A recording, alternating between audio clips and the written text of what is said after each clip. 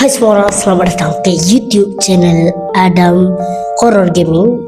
Aku akan bagikan ni lah, separuh horror, separuh gaming. Jadi untuk video kali ni, aku akan ceritakan 5 tempat berhantu di Malaysia. Seperti korang tahu, di Malaysia ni banyaklah tempat yang seram, mistik dan misteri. Jadi apa kata hari ni kita akan senaraikan 5 tempat berhantu dekat Malaysia. You ready? Let's go. Kita masuk ke dalam segmen seram. Jadi untuk yang pertama ni, kita ada kalau korang dengar suara. Jadi untuk yang pertama ni, kita ada Mimaland yang letak di Gombak di negeri Selangor. Oh, siapa ya tak kenal Mimaland ni? Dulu taman ni adalah taman, aku tak tahu lah kenapa, tapi dekat sini ditulis Jurassic Park. Tapi aku rasa Mimaland tu dia Jurassic Park dengan water park pertama dekat Malaysia yang sangat popular waktu mula-mula keluar kan. Jadi Mimaland ni tutup pada tahun 1994 selepas beberapa peristiwa tragedi yang tidak diingini berlakulah, termasuk kematian seseorang warga Singapura ketika waktu menggunakan gelongsor gergasi dan kejadian tanah runtuh. Sekarang taman tema seluas sampai 300 ekar lah, dah terbengkalai dan sepi, dan banyak cerita mistik dan sering menjadi pot paranormal tak silap aku. Jadi memang sayang lah Mimaland ni, memang waktu tu famous habis waktu mula-mula dia keluar tu. Jadi apa yang seram sangat? Siapa yang seram sangat dekat Mimaland? Ramai mengatakan banyak cerita mistik tentang penampakan entiti dan kejadian aneh yang dialami oleh mereka yang berani mengunjungnya.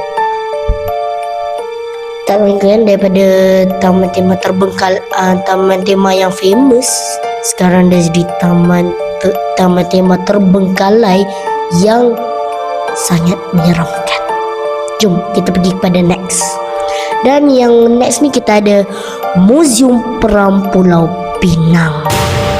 Siapa yang tak kenal tempat ni? Cuba korang komen. Korang pernah tak pergi dekat tempat ni? Aku tak pernah, tapi aku nampak pun dah nak terkencing aku rasa kalau aku dah nampak. Jadi tempat ni pernah dijadikan markas British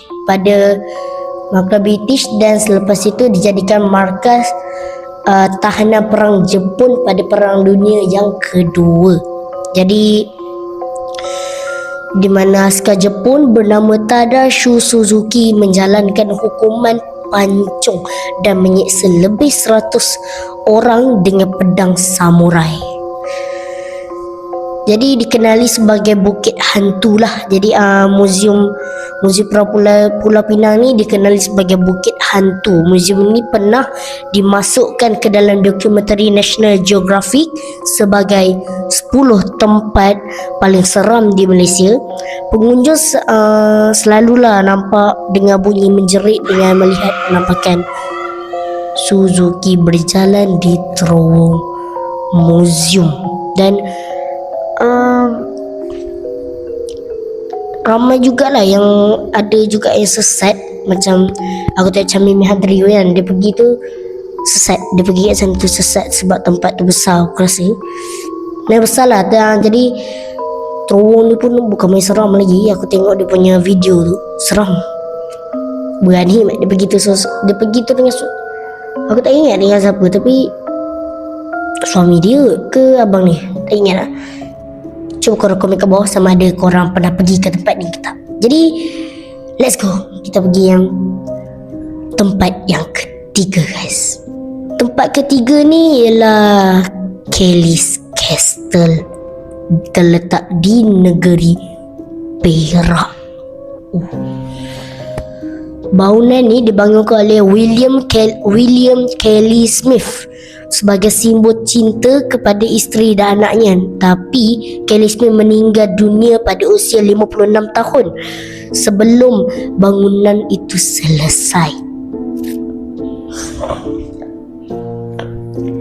Dan lepas tu isteri dengan anak-anaknya meninggal tempat itu akibat usaha yang gagal dan peristiwa buruk lainnya sama. Selama pendudukan Jepun, kastel ni digunakan sebagai tempat penyiksaan dan pembunuhan. Banyak yang mengklaim melihat arwah Kelly Smith Kelly Smith di lantai 2 serta hantu-hantu lain yang mengerikan. Bulu rumah aku. Jadi itulah Kelly's Castle yang dimana aku rasa famous juga untuk port paranormal. Jadi memang yang ketiga ni buat aku rasa bulu rumah. Tapi kita belum tahu lagi nombor 2 dengan nombor 1 adakah lagi menyeramkan ataupun tidak. Let's go. Kita pergi ke nombor 2, iaitu Rumah Mona Fendi. Weh, aku sebut je nama rumah ni seram. Bulu rumah aku naik sih. Sumpah naik. Jadi jom kita pergi ke cerita dia. Mona Fendi adalah penyanyi pop tahun 90-an yang kemudian menjadi dukun. Aku rasa ada kot dia buat filem dukun kan. Dia ada buat filem tentang Mona Fendi. Aku rasa dia ada buat filem.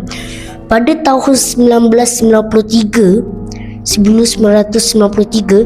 dia dan suaminya terbukti membunuh politisi Mazlan Idris dalam